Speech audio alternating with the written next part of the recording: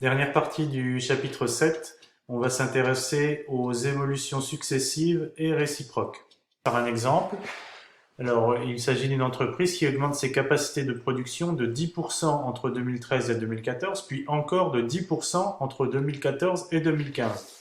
Et la question qu'on se pose, c'est de savoir de combien elle a augmenté en pourcentage entre 2013 et 2015. Quel est son taux d'évolution en pourcentage entre 2013 et 2015?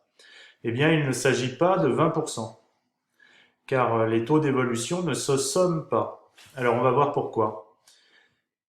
Alors, tout d'abord, on sait qu'elle a augmenté sa capacité de production entre 2013 et 2014 de 10%. Donc, l'évolution ici est de plus 10%. Ce qui correspond à un coefficient multiplicateur de 1,1 entre 2013 et 2014. Entre 2014 et 2015, on nous dit on a encore augmenté de 10%. Donc, on a bien cette flèche-là, ce qui correspond à un coefficient multiplicateur de 1,1, puisqu'on a multiplié par 1,1 entre 2014 et 2015. Quand on multiplie un nombre par 1,1, puis par 1,1, c'est qu'on l'a multiplié par 1,1 fois 1,1. C'est-à-dire que pour passer de 2013 à 2015, il faut multiplier par 1,21. Les coefficients multiplicateurs se multiplient entre eux. Si je double ma production, puis je la double, en fait, j'aurais multiplié par 4 la production. D'accord ? Une fois qu'on a le coefficient multiplicateur global ici, 1,21 entre 2013 et 2015, eh bien à ce moment-là, on trouve le taux d'évolution. Le taux d'évolution, on sait que pour un coefficient multiplicateur de 1,21, le taux d'évolution va être de 21% et pas de 20%. D'accord? Donc pensez toujours, on passe par ces flèches bleues ici. On passe par le coefficient multiplicateur. Et puis après seulement, on trouve le taux d'évolution global si on a besoin de le trouver. Alors, à retenir, les taux d'évolution ne se somment pas.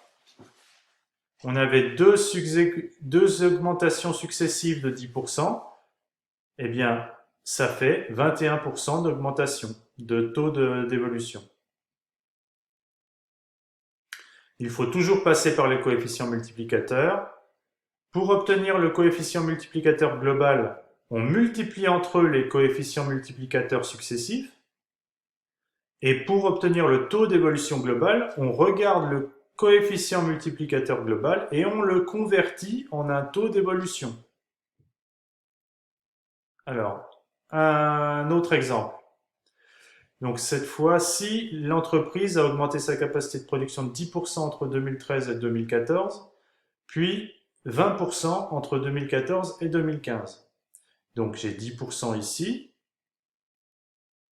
qui font un coefficient multiplicateur de 1,1 entre 2013 et 2014, puis j'ai une diminution de 20% entre 2014 et 2015, ce qui fait un coefficient multiplicateur de 0,8.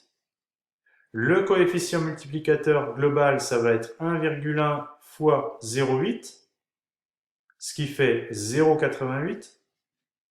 Et à partir de là, je convertis en un taux d'évolution qui va me donner moins 12%, ou moins 0,12, si vous voulez l'exprimer sans pourcentage. D'accord? Donc, moins 12%. Alors maintenant, on passe aux évolutions réciproques. L'évolution réciproque d'une valeur A à une valeur B, d'une évolution qui passe de la valeur A à la valeur B, c'est l'évolution réciproque, c'est-à-dire qu'elle permet de passer de la valeur B à la valeur A. Alors, l'évolution réciproque d'une évolution de coefficient multiplicateur m, c'est une évolution de coefficient multiplicateur 1 sur m. Alors, la remarque ici, c'est juste pour vous expliquer que si j'ai deux évolutions successives, une de coefficient multiplicateur m, puis la suivante de coefficient multiplicateur 1 sur m, Le coefficient multiplicateur global, comme on vient de le voir, c'est m fois 1 sur m. Ça fait 1. C'est-à-dire qu'on multiplie par 1, c'est-à-dire qu'on ne fait rien. Ce qui montre bien que l'évolution de coefficient multiplicateur 1 sur m, c'est bien l'évolution réciproque, parce qu'elle permet de revenir au point de départ. On va voir des exemples. Donc, quelle est l'évolution réciproque d'une augmentation de 25%? Donc, pour passer de mon nombre ici à celui-là, j'ai augmenté de 25%. Entre parenthèses, 100 sur 80, ça fait bien 1,25. Donc, j'ai augmenté de 25%. À quoi correspondent ces 25% en termes de coefficient multiplicateur? Ça correspond à fois 1,25. D'accord? Si on me donne le 25% ici, je peux trouver le coefficient multiplicateur fois 1,25. Si je cherche le coefficient multiplicateur de l'évolution réciproque, donc celle qui permet de passer de 100 à 80, eh bien je fais 1 sur 1,25. 1 sur 1,25, c'est égal à 0,8. Donc ça, c'est le coefficient multiplicateur de l'évolution réciproque. Et bien à partir de ce moment-là, si j'ai le 0,8, je montre que le taux d'évolution de l'évolution réciproque, qui va de là à là, eh bien c'est moins 20% du coup.